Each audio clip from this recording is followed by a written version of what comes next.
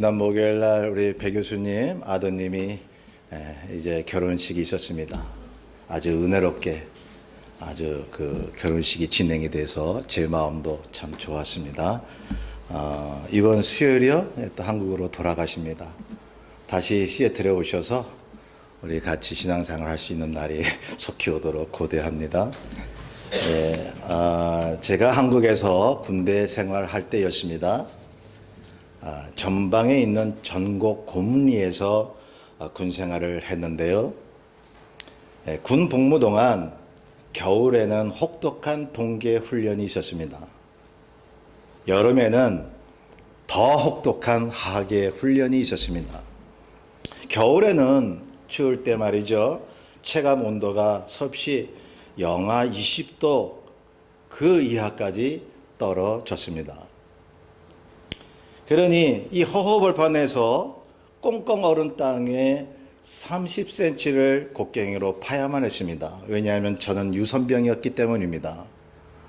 8인치 곡사포 부대의 유선병이었습니다.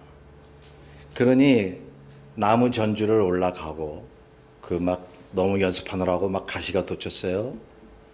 쇠발톱 달린 그거를 발에다 착용을 하고 나무 전주 꼭대기까지 올라가야만 했습니다. 그러다 떨어지고 참 처량했죠. 그렇게 저는 군 생활하는 동안 고생했다는 것밖에는 기억에 남지 않습니다. 그 선을 매설하려고 30cm를 파야 하는데 아무리 수십 번 파도 한 1cm, 2cm 파질까요? 그걸 한 길이로 200m 이상을 파야 돼요. 그러니 하도 파느라고 추운 날에 땀이 뻘뻘 납니다. 그런데요, 하계 훈련에는 영상 30도 이상 치솟는데 여름은 더욱더 힘이 들었습니다. 곡괭이질을 하다 보면요, 쓰러지는 동료들이 많아요. 언제 한번 여름에 훈련을 받고 있는데 상급 부대에서 검열이 나왔습니다. 영관급 이상의 장교들이 우리가 훈련하고 있는 진지 가운데다가 천막을 치고 검열을 하고 점수를 매기는 것이었습니다. 그때 장병들이 훈련에는 별로 관심이 없고 무엇에 관심이 있었느냐 하면 그 검열관들이 먹고 있는 음료수와 과일을 바라보고 있었습니다. 저 검열관들이 떠나면 남은 음료수와 과일을 차지하려고 했던 것입니다. 저도 곡괭이질 하면서 거기만 보고 있었던 거예요. 검열관 언제 떠나나? 내가 빨리 가서 그걸 차지해야지. 이윽고 검열관들이 떠났을 때 와 하고 주변에서 훈련받던 장병들이 천막으로 달려갔습니다. 얼마나 목이 타고 무더웠으면 저도 와 하고 천막으로 달려갔는데 재빨리 제가 가서 한쪽의 과일이라도 먹어야 되겠다는 심산이었죠. 너무 목이 마르고 지쳐서 정신이 없었으니까요. 그때 수통에 물이 다 떨어져 가지고 옆에 있는 논물을 갖다 퍼마셨어요. 저는 늦지 않게 천막에 도착을 했는데요. 많은 창병들이 몰려왔습니다. 그런데 남은 음료수와 과일을 가져갈 수 있는 자격은 계급과 고참순이었습니다. 그때 제 계급이 일병이었으니까요. 제 순서가 돌아오질 않았습니다. 참 처량하죠. 군생활 한 것은 자랑스럽지만 참 힘들었습니다. 상병이 되는 한 사람이 한 손으로는 수박을 먹으면서 한 손으로는 또 다른 수박 한 조각을 들고 있었습니다. 저는 꼴깍 침을 삼키면서 속으로 저거 한쪽 나 안 주나? 저거 한쪽 나 줬으면 좋겠네. 그 상병의 얼굴을 계속 바라보고 있었는데 그런데 그 사람은 그런 저를 보면서도 끝까지 두 개를 다 먹더군요. 끝까지. 그분도 얼마나 참 목이 마르고 그 두 개 갖고도 모자랐겠죠. 난 참으로 야속했습니다. 속으로 이런 생각을 했습니다. 내가 제대해서 저 사람 보면 패버려야 되겠다. 얼마나 얄미운지. 그 사람이 끝까지 주지 않기 때문에 제가 몸을 돌려서 옆에서 음료수를 마시고 있는 하사 한 사람을 바라보기 시작했습니다. 참 불쌍하죠.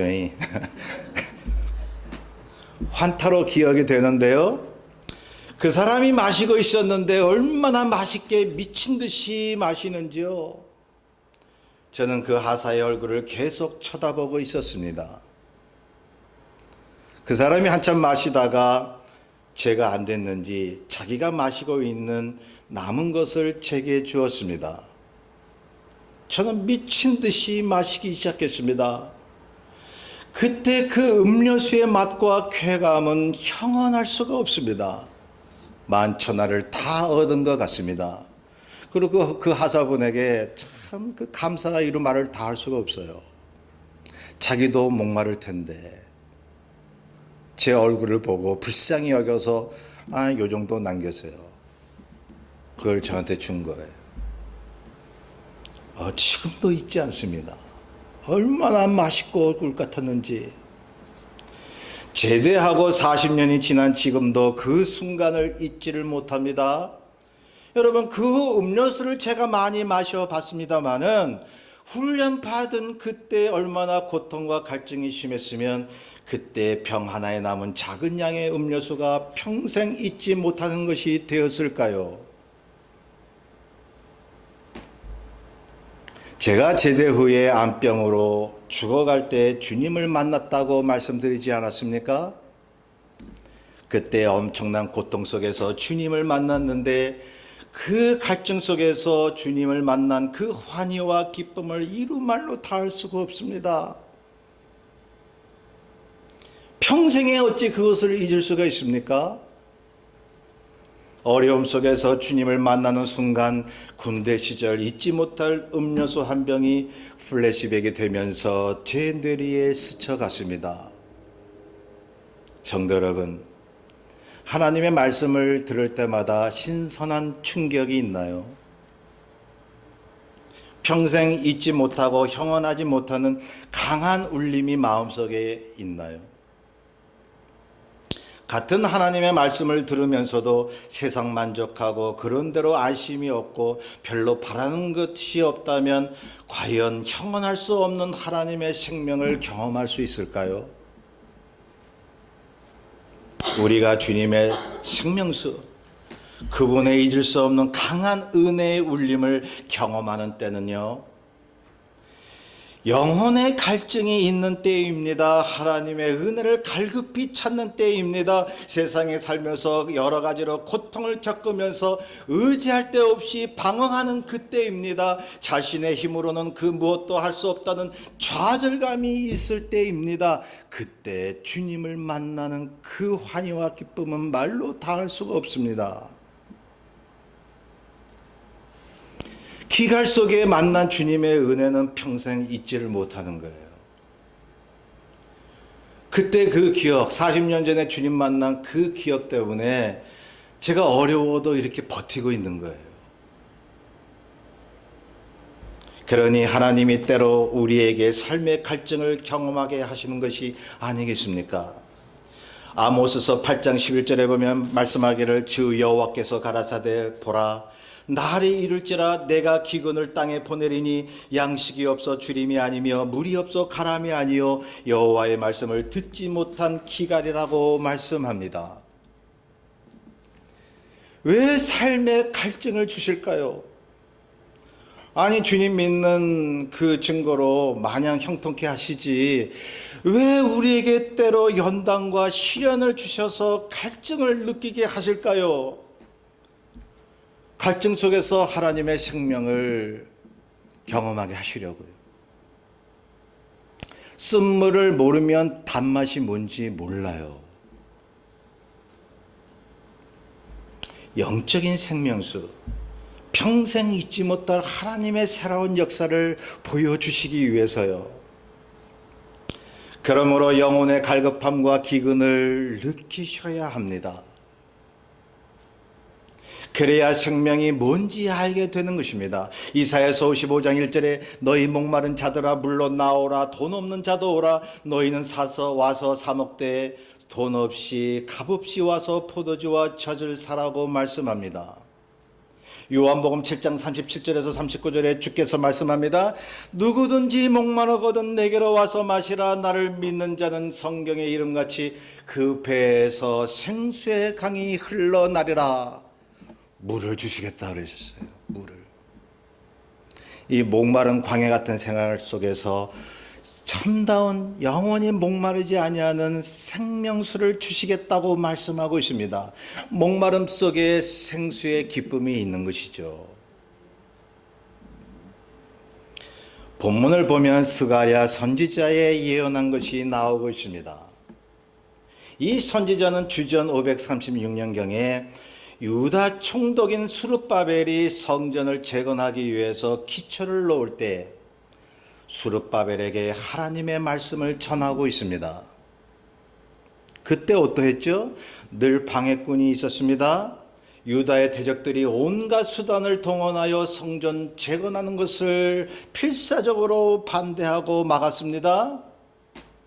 위협을 하고 때로는 돈으로 관리를 매수하여 그것을 방해하고 있었습니다. 내부적으로는요, 유다 백성의 태만이 있었습니다. 외부적으로 내부적으로 참으로 딜레마에 빠진 스룹바벨과 스가랴 선지자.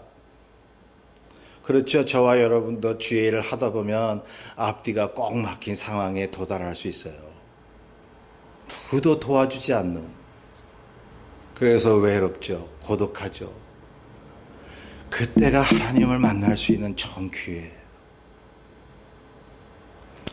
여러분, 본문 배경을 보면 그래서 16년간이나 성전 건축이 중단되었었습니다. 유다 백성 중 깨어있는 사람들과 스가랴 선지자와 스룹바벨은 예루살렘에 돌아와서 성전을 다시 세워 하나님을 섬길 것을 애타게 바랬지만은 뜻대로 되질 않았습니다.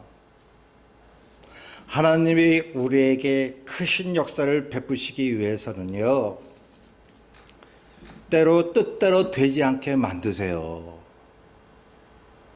네 힘으로 되는 게 아니다라고 말씀하시기 위해서 우리가 그냥 온갖 노력을 다해도 되지 않도록 그렇게 만드세요.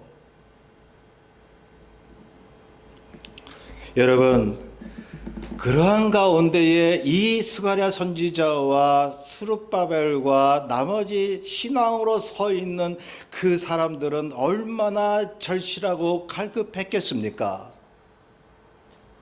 성전을 지어야 되는데, 다시 재건해야 되는데, 그래서 그 성전 안에서 하나님을 경배하고 섬겨야 하는데, 그 당시는요, 하나님을 섬기는 장소가 제한적이었죠. 지금은 성령으로 어느 곳에 가나 주님을 예배할 수 있으니까요. 갈급했습니다.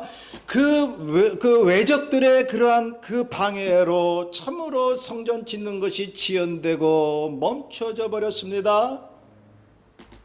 하나님의 구원의 손길을 그토록 바랬습니다.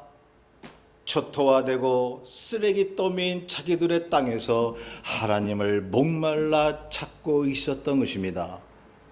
왜요? 성전이 짓는 것이 중단되어 버렸으니까요. 성도 여러분, 믿음으로 깨어있는 사람이 누구보다도 목말라하고 갈급하게 하나님을 찾는 거 아닙니까? 신앙이 진실할수록, 믿음이 깊을수록, 믿음이 강할수록 누구보다도 하나님에 대해 목말라하는 모습을 보셨나요? 그렇지 않나요? 여러분, 성경에 보면 사무엘이 그러했으며 엘리야가 그러했습니다. 바울이 그러했습니다. 본문에 나오는 스가랴도 그러했습니다. 그는 계속되는 적들의 위협과 나라가 없는 서러움 속에 자기에 대한 무능함과 하나님에 대한 갈급함을 드러내고 있습니다.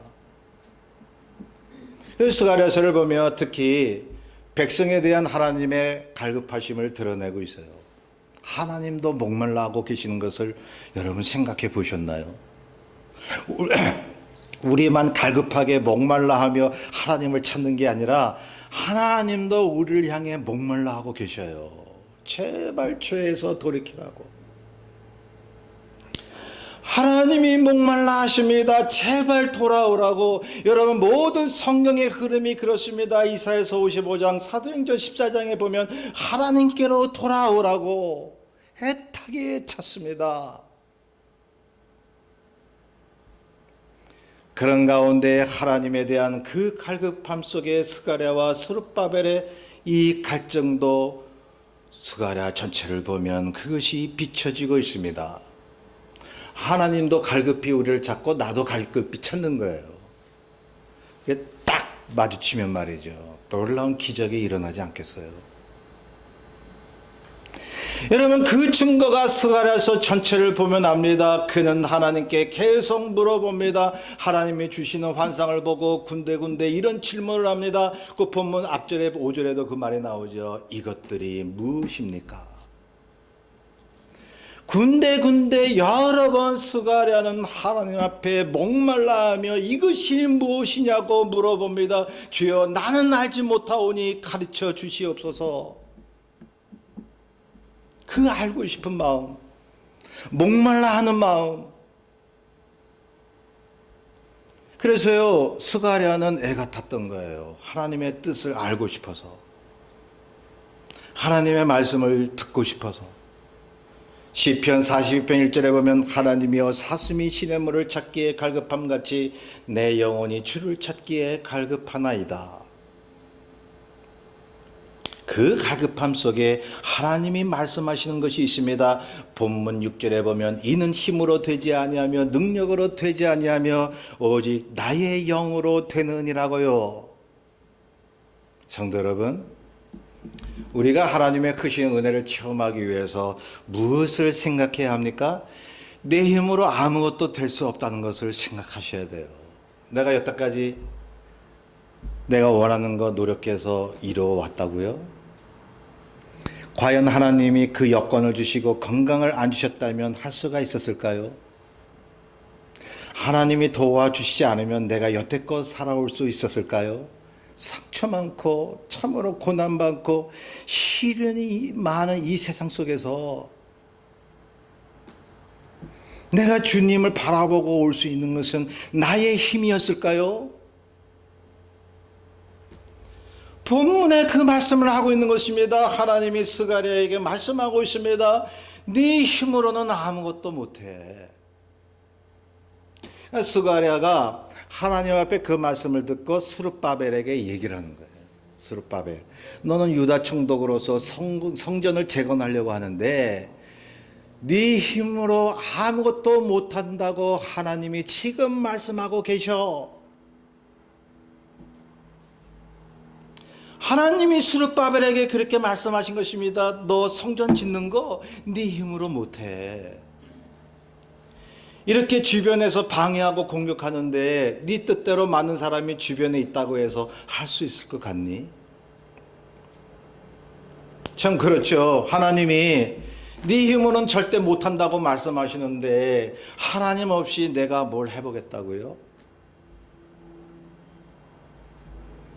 저는 한국에 목회하면서 여기까지 보면요, 그거예요. 하나의 결론 내는 고백은 주여 내 힘으로 아무것도 못하겠나이다. 내 말로 내 기도조차도 나의 노력으로 사람을 어떻게 주님께로 인도합니까? 아무것도 나는 못합니다. 오직 주님만이 할 수 있습니다. 주님이 지금 우리에게 말씀하고 있는 것입니다. 오직 나의 영으로 되느니라. 믿습니까? 믿으셔야 됩니다. 왜 내 힘으로 하려고 합니까? 성령의 힘으로만 되는 것입니다. 우리가 무능하기 때문에 갈급함과 목말라함이 있는 것입니다. 그래서 그걸 통해서 하나님을 찾게 하시는 것입니다. 하나님이 크신 일을 보이시겠다고 말씀하고 있습니다. 여러분, 목말라 하셔야 합니다. 그래야 그 가운데서 영원한 생명수의 맛을 느끼는 것입니다.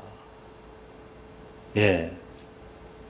제가 암병에 걸려서 얼마 못 산다고 할 때, 그때 제가 뭔 생각을 하겠습니까? 병원에서 사형선고 내렸는데. 성일, 그 주일날 교회 가서 목사님의 말씀을 듣는데요. 살려달라는 말밖에는 없어요. 주여 살려주세요.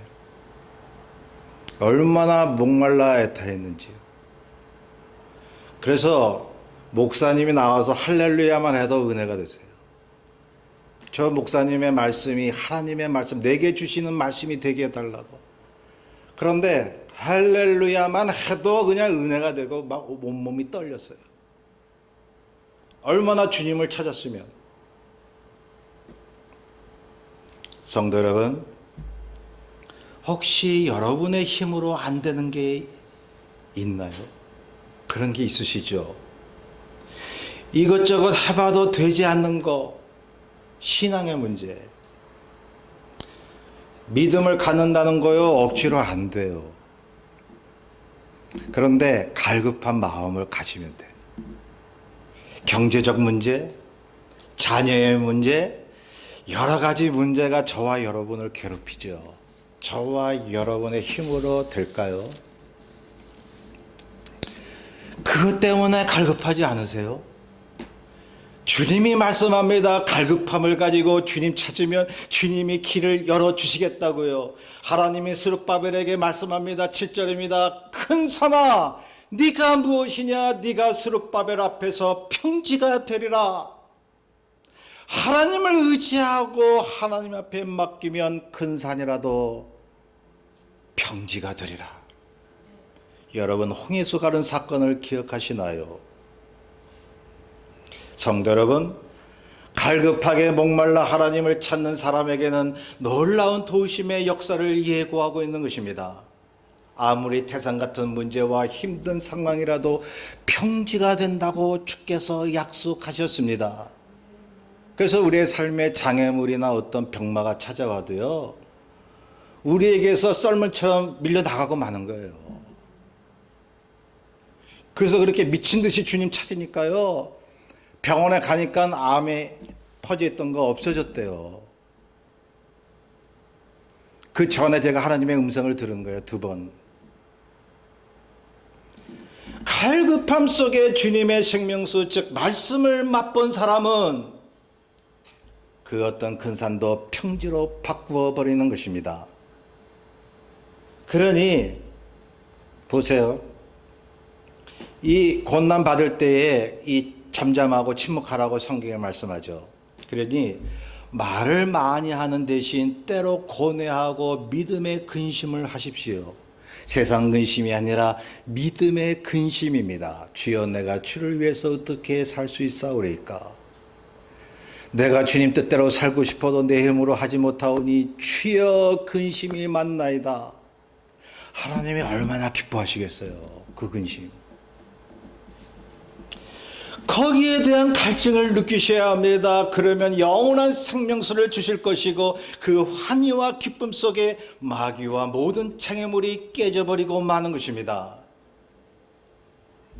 얼마 전에요, 가족의 요청으로 한산이라는 영화를 보러 갔습니다. 이순신 장군의 얘기 아닙니까? 저번에 그 명랑이라고 하는 영화도 봤는데요. 그 영화에서 묘사한 것을 보면 이순신 장군이 별로 말이 없습니다. 주변에 있는 장군들은 이렇게 해야 된다, 저렇게 해야 된다, 막 살겠다고 막 당황하고 막 그러는데요. 이순신 장군은 주로 침묵하고 필요한 말만 합니다.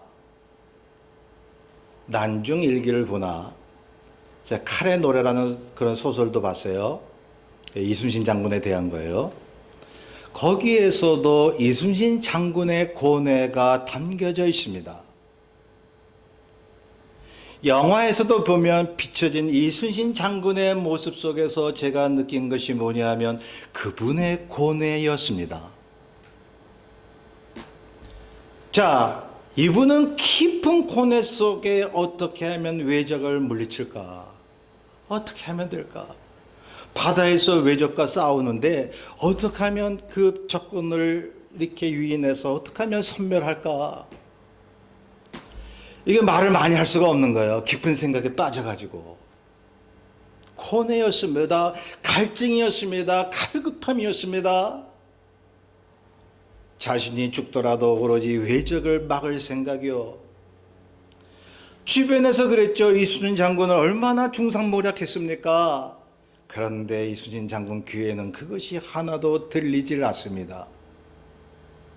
오로지 나라를 위해서 고민하고 괴로워했다가 갑자기 인사이트가 떠오르게 됩니다. 아, 이렇게 저렇게 하면 외적을 물리칠 수 있겠구나.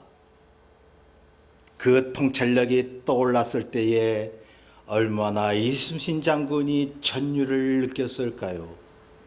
아, 이거구나. 아, 이거구나 말이에요. 말수를 줄이고 고뇌하는 동안 자신 속에 있는 깊은 통찰력이 떠올랐을 때 그 지혜를 가지고 전략을 짜니 전투할 때마다 적은 숫자를 가지고 많은 적을 물리치게 된 것입니다. 성도 여러분, 고뇌하는 사람은 대체로 침묵해요. 하나님의 뜻이 뭔지 알고 싶어서, 내게 향한 그 하나님의 지혜가 뜻이 뭔지 알고 싶어서 고민하기 때문이죠. 그래서 갈급하면 고뇌가 있습니다. 우리 내면의 하나님의 말씀에 대해 갈급함을 느끼고 바른 뜻이 무엇인지 고민할 때에 하나님의 감동과 통찰력을 주시지 않을까요? 감동이 있어야 돼요. 갈급함 속에 주님이 어떤 뜻을 주시면 감동이 되어버리는 거예요. 그냥 마음이 그냥 싱숭생숭하다가 은혜 받으면 그렇게 감동이 없어요. 갈급할 때에 주시는 하나님의 은혜가 감동이 있는 것입니다. 그리고 하나님의 놀라운 역사가 일어났습니다. 성경을 보세요. 군데군데를 보세요. 하나님께 받는 감동 없이 언제 하나님의 역사가 일어난 적이 있나요?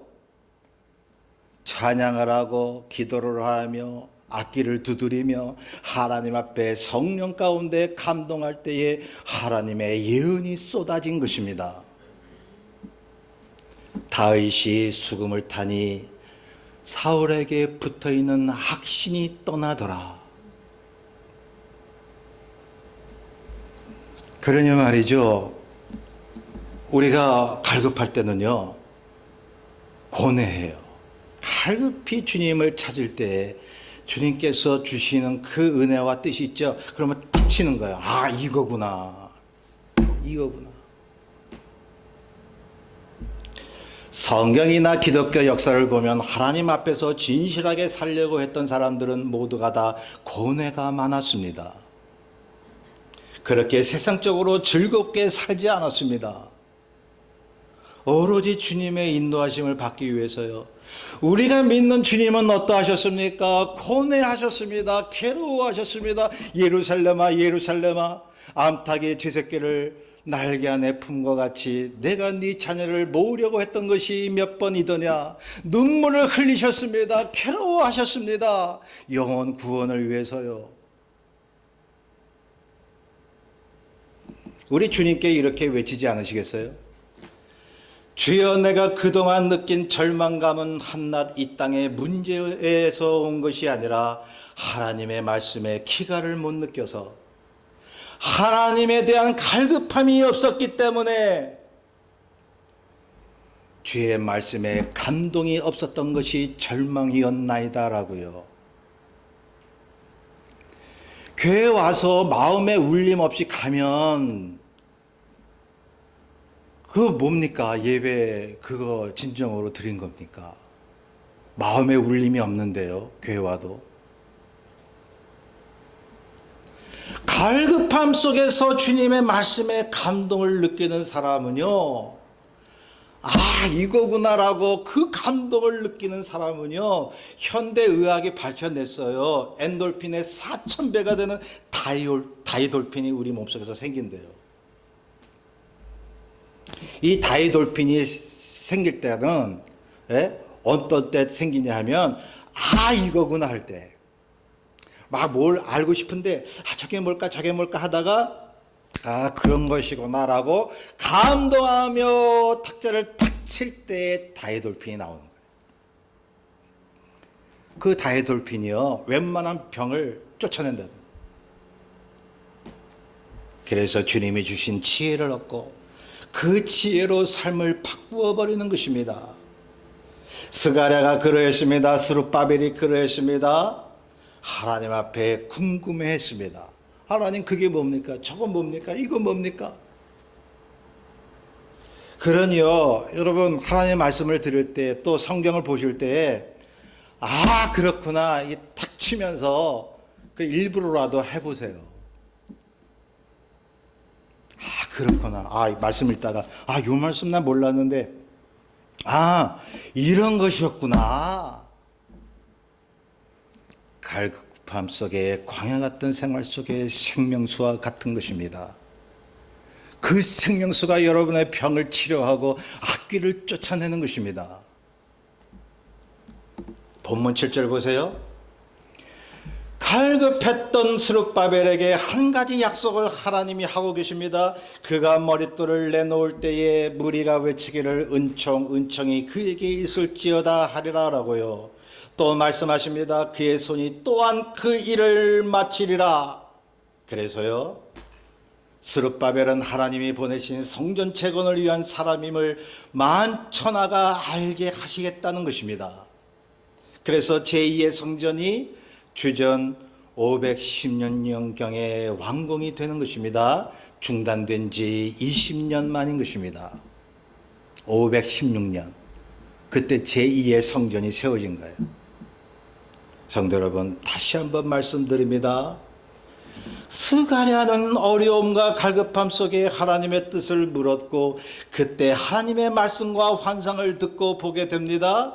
그 가마가 막 넘쳐 흘러나서 하나님의 길을 보게 됩니다. 스룹바벨은 어땠습니까? 그 말씀에 또한 가마가 되었습니다. 그 감동과 가마에서 에너지가 솟구쳐 나옵니다.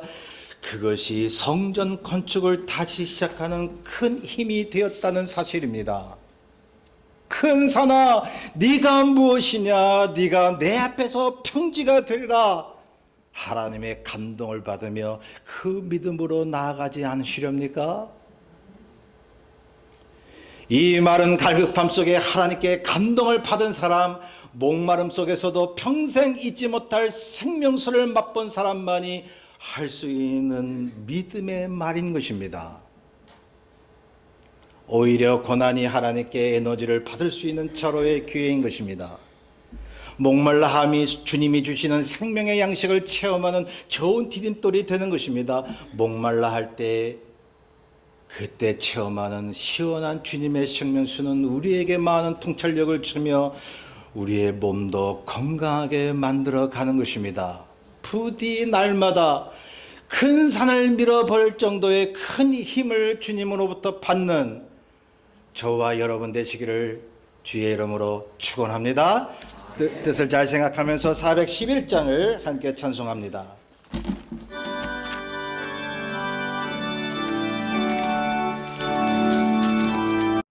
날 구원하신 주 감사 모든 것 주심 감사 지난 주